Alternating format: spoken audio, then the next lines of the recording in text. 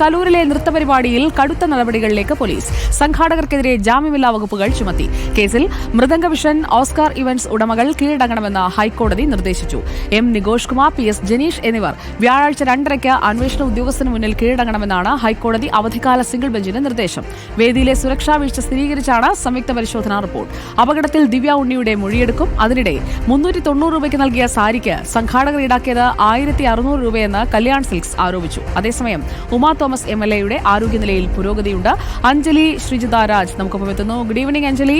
നല്ല വാർത്തകളുണ്ട്. അതോടൊപ്പം തന്നെ ഈ സംഘാടകരിൽ അവർക്കുണ്ടായിരിക്കുന്ന പിഴവുകളിൽ കൃത്യമായ കുറ്റം ചുമത്തുന്നു. കോടതി ഇടപെടലും ഉണ്ടാകുന്നുവല്ലേ ഇന്നത്തെ ദിവസം?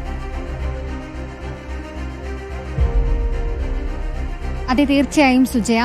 ഇന്നലെ നമ്മൾ കണ്ടതാണ്, അതായത് ഈ മൃദംഗം വിഷൻ സ്റ്റേജ് നിർമ്മിച്ച മുളന്തുരുത്തി സ്വദേശി Benny, Mridanga Vision CEO Shameer Abdul Rahman, Oscar Events manager Krishnakumar എന്നിവരുടെ അറസ്റ്റ് ഇന്നലെ പോലീസ് രേഖപ്പെടുത്തിയിരുന്നു.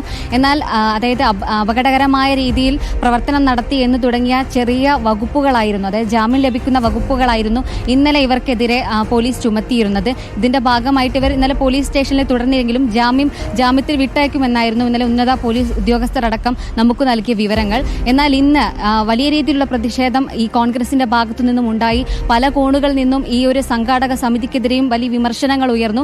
ഈ സാഹചര്യത്തിൽ ഇപ്പോൾ കടുത്ത കുറ്റങ്ങളാണ്, അതായത് വകുപ്പുകളാണ് ഈ മൃദംഗ വിഷൻ CEO ഉൾപ്പെടെയുള്ള ആളുകൾക്കെതിരെ ഇപ്പോൾ പോലീസ് ചുമത്തിയിരിക്കുന്നത്. ഇവർക്കെതിരെ അതായത് കുറ്റകരമായ നരഹത്യ നടത്താനുള്ള ശ്രമം, മരണം വരെ സംഭവിക്കാവുന്ന തരത്തിലുള്ള കുറ്റകൃത്യം ചെയ്തെന്ന വകുപ്പ് തുടങ്ങിയ വലിയ ഗുരുതരമായ വകുപ്പുകളാണ്, വലിയ ജാമ്യം ലഭിക്കാത്ത രീതിയിലുള്ള വകുപ്പുകളാണ് ഇവർക്കെതിരെ ചുമത്തിയിരിക്കുന്നത്.